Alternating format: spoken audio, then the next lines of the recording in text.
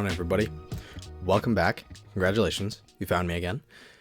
I'm going to be going through UFC 309, and I think we need to talk about a few things. But first, I'll just tell you what I'm going to do in this video. So, what my plan is to go through every fight on the card, from the early prelim opener to the main event, and give a prediction and a brief breakdown, although I will be covering the early prelims and some of the prelims in less detail because you don't care and neither do I, particularly on this card.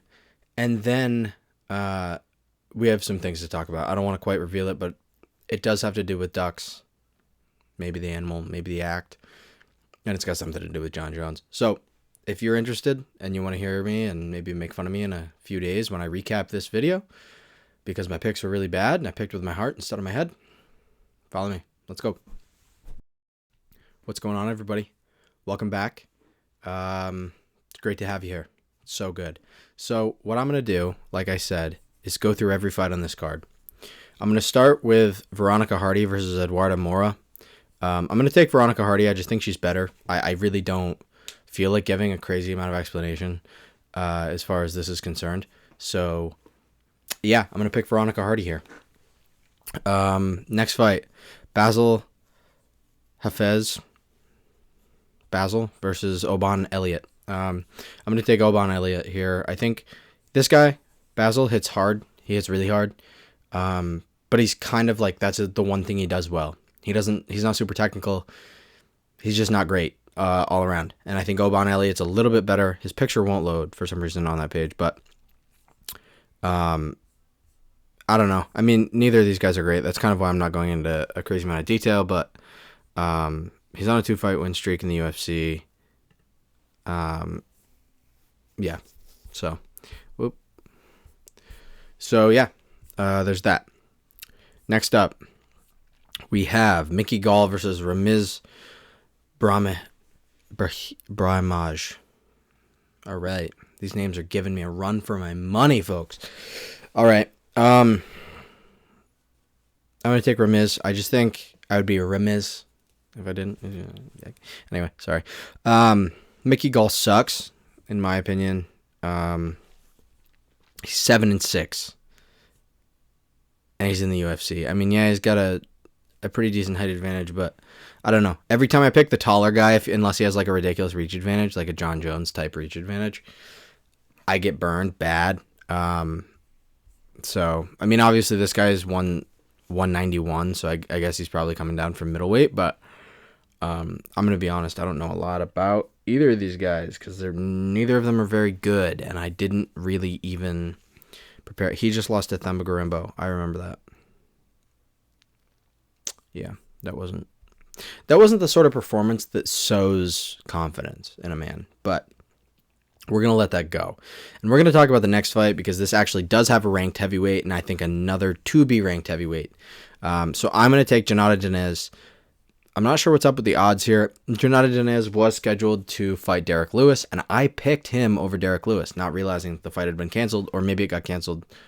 I think, got canceled the day after I recorded the video. So I'm going to take Jonata Dinez because he is 8-0 with 7 wins by knockout.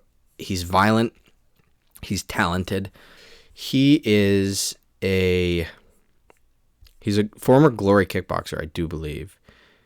3 wins, 4 losses. Yeah. So not an extremely talented kickboxer, albeit, but he beat Carl Williams. I will say Carl Williams did just get booted from the UFC. I'm aware.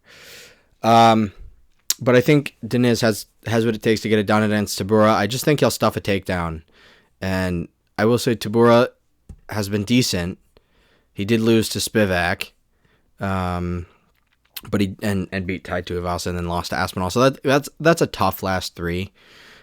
He beat Alexander Romanov in 2022. That's actually shaping up to be a decent win in today's day and age, given the performance that Spivak just had. But yeah, so I'm gonna go with Dinez. I think he's gonna knock him out. Honestly, yeah, that's it. On to the regular prelims. David Onama versus Lucas Almeida. Dude, don't make me pick somebody. Fucking Christ. I'm gonna take David Onama.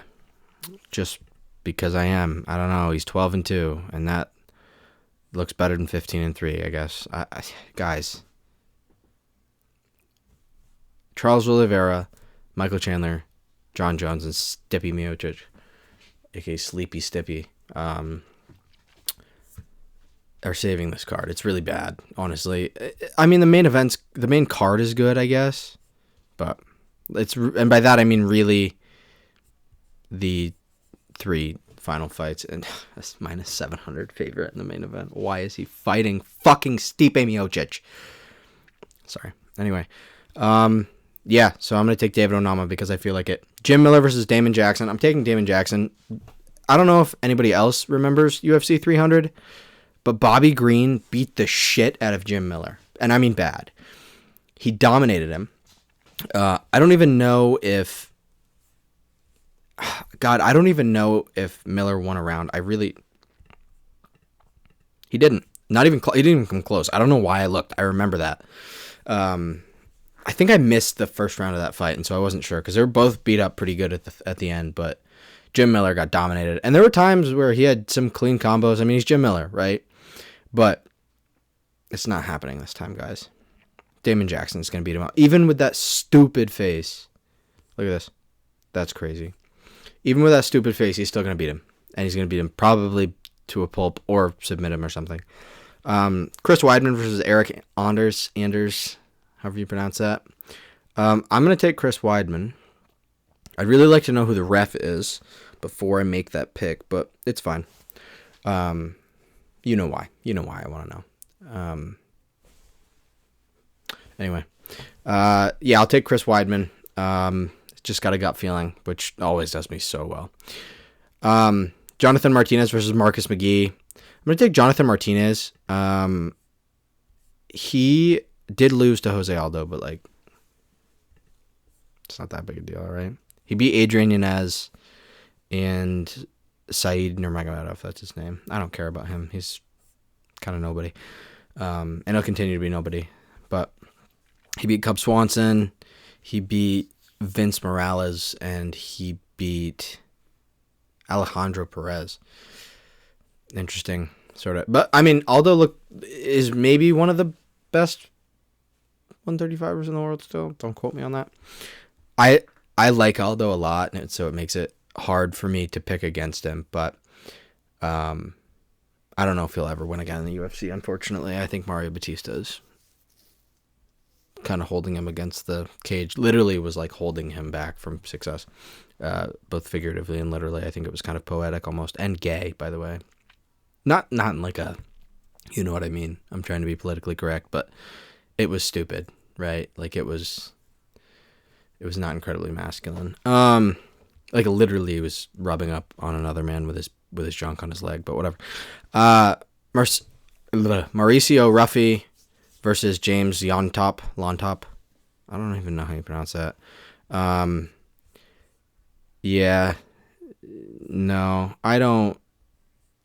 Yeah, I'm going to go Ruffy just because, I mean, come on. Look at the fucking odds, guys. There's not a fight on the main card with odds closer than minus 270 for the favorite. I mean, we're going to get one upset, I'm sure, but I don't think it's this one. I'll tell you who I think it might be coming up. But Vivian Araujo, you know, I speak Spanish. I should be able to pronounce that a little bit better, but I'm not trying today. Versus Karine Silva. I guess it's probably Portuguese anyway, so leave me alone. I'm going to take Karine Silva. I don't know. I mean, she's fucking huge and everything. Like, she's big, like really big. Like, I get it. There we go. That's more like it. But I don't know. I don't know. It's so hard to pick against the favorite with such big odds. I think I'm going to pick the favorite in like every fight, but yeah, I have a conditional pick for the co-main. This one I'm obviously going with Bo Nickel, but I think it would be funny if Paul Craig won. I understand that competition jiu-jitsu is different than MMA jiu-jitsu, but in that, if any of you have ever seen that video of Bo Nickel rolling with Gordon Ryan. You know what I'm talking about. I don't think he gets submitted by Paul Craig. I mean, I know Paul Craig is ridiculous, right? Like, he's super good, and he's kind of a freak of nature. Look at that hair. God. Why would you do that to yourself? But I still have to take Bo Nickel. I mean, the thing about this matchup is that if Bo Nickel does what he needs to do and what he always does and ragdolls Paul Craig, he puts himself in a position where Paul Craig is his most dangerous.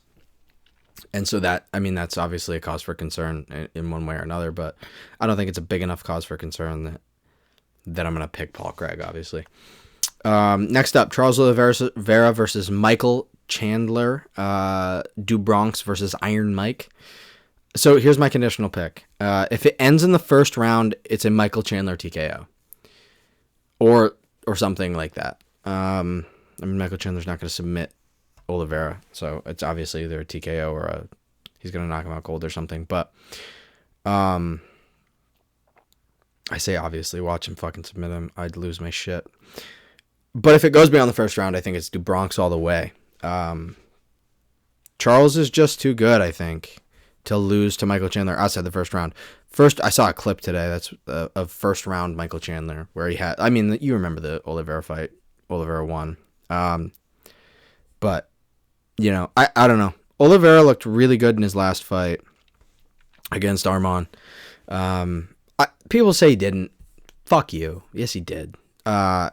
He could have won that fight. I understand it really depends on how much weight you put into, like, unsuccessful submissions that looked like they were locked in. But, I mean, I don't know. Oliveira's just kind of better everywhere.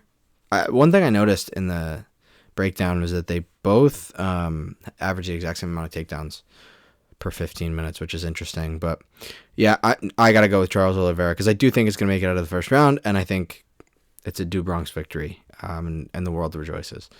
Next up, 27-1, and that one does count. Because if you do something that's illegal, and then it becomes not illegal, that doesn't make it not illegal. It doesn't mean you didn't break a rule or a law or whatever. It was still illegal when you did it. Like, you can't change laws in hindsight and then have that, like, well, I didn't do it then. You know, I didn't lose. It's like you rob someone's house and then you find out that person, like, was a bad guy or something. And you're like, well, see, I was justified. No, you weren't. You weren't justified because you didn't know that before you did it. So John Jones does have a loss. And while you're at it, you might as well throw Gustafsson 1 and Reyes 1. Did he even fight Reyes twice? I don't even remember, guys. It's been too long. It's been too long. I don't believe he did. Where the fuck am I? Oh, here we are. No, he didn't. Of course not. Duh. It was his last fucking fight before Gone. It's been so long. He has one fight in the last almost 5 years. That's crazy. Yeah. Jones is arguably on a 2-fight losing streak heading into his heavyweight title fights, whatever. And then, yeah. John Jones did not win against Cormier, by the way. Did anybody else see that shit? I'm sure you did. Why is Steve? I thought that's what I saw. Why the fuck is he in a Speedo? That's disgusting. Where DC has to react to being head kicked and knocked out in a fight where John Jones was on fucking steroids. I just want to make sure you caught that. Anyway, I'm going to take John Jones here, and that's Stipe's only chance. So, I really don't even want to talk about this fight, but I will for a second. No, I'm not going to talk about the fight because it's over. It's already over, right? John Jones is going to win, presumably by vicious ground and pound. It's going to be a 12-6 elbow, and that's because God hates us, okay? But what I really want to talk about is Tom Aspinall, because I'm just so sick of John Jones on Twitter talking about how he's not ducking Tom Aspinall. Tom Aspinall's never done anything. You realize that when John Jones fought Shogun, he had significantly less on his resume than Tom Aspinall has. Like saying that, oh, well, I was only going to be out for a year after not fighting for 5 months before my scheduled fight anyway. So don't make an interim champion. That's 18 months almost that has been out and hasn't fought. And you just want there to be no other person with any, you just want everybody to fight for contender spots. So like number one contenders come and go without any sort of victory. Like you're literally just taking money out of the pockets of grown men, which is unbelievable. It's honestly fucked. Whatever. Anyway, that's all I have for today. I can't do it. This drives me crazy. I hate John Jones. I think he's a horrible guy. First of all, I think he's a bad person. Watch John Jones be the only person who sees this video. It's like John Jones and 46 other people, and I just get flamed in the comments. I wouldn't care. I'd call in reinforcements or something. I don't know. Without further ado, guys, that's gonna do it for today. Thanks for sticking with me. I appreciate it. You're the best. I love you all. Peace.